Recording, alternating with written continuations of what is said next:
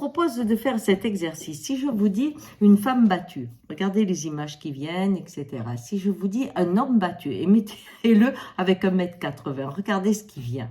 C'est c'est pas possible, n'est-ce pas? Pourtant, dans ma carrière, j'ai eu 4 hommes battus. Et un qui faisait 1,85 m. Si le premier, j'étais sûrement le plus mauvais thérapeute qu'il puisse rencontrer parce que mes préjugés et de féministe et puis de mon entourage, de ce que j'avais vu, de ce que je pensais qu'était un homme, faisaient que je ne pouvais pas l'entendre. Mais lui, il m'a ouvert les yeux et sûrement le cœur sur qu'est-ce qui se passe dans un couple de maltraitance. Est-ce que c'est une histoire de sexe? Bien sûr, de conditionnement, bien sûr, mais il y a des hommes battus. Et pas forcément avec des femmes qui sont grandes et des hommes petits. Parce que mon second patient, qui lui m'a ouvert vraiment le cœur, mais m'a donné une autre dimension, il faisait 1,85 m. Mais il ne voulait pas taper, il ne voulait pas rentrer dans la violence. Et comme je lui disais, le seul qui arrête la main de celui qui, dans la rage, veut détruire ce qu'il ne peut pas posséder, c'est la loi. Ça ne peut pas être un être humain. Si on veut faire quelque chose, c'est la loi qui peut imposer des soins, et j'en ai eu qui sont venus avec des soins imposés par la justice. D'accord? Alors, cet homme m'a écouté, c'était le second, et il est allé à la police, il a déposé une main. Et ça a été l'horreur. Il a été humilié comme jamais. Il est revenu, le travail, alors là, croyez-moi, était extrêmement difficile. Ce qui fait que les 2 autres, je ne les ai jamais envoyés à la police. Et que ma façon de penser sur la loi qui arrête était très, très difficile à exprimer dans le concret.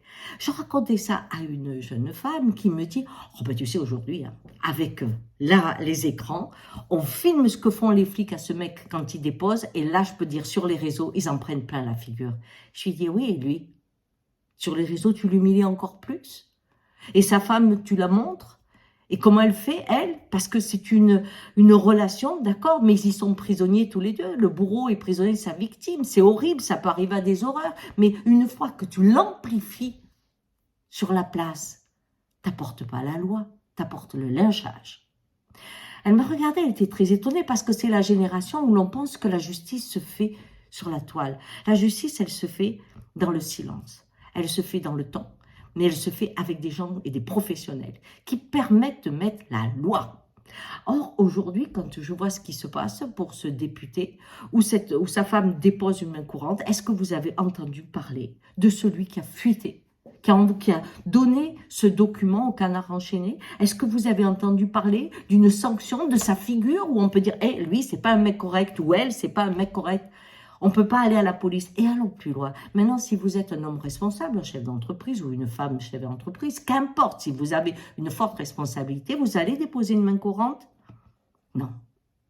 Parce que vous risquez le lynchage. Et donc la loi disparaît. Aujourd'hui, on a violé la loi et personne n'en parle parce qu'on est en train d'aimer, lapider. Ça, c'est pas un combat de femmes.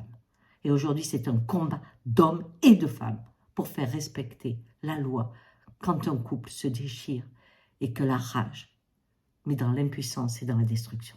Ciao.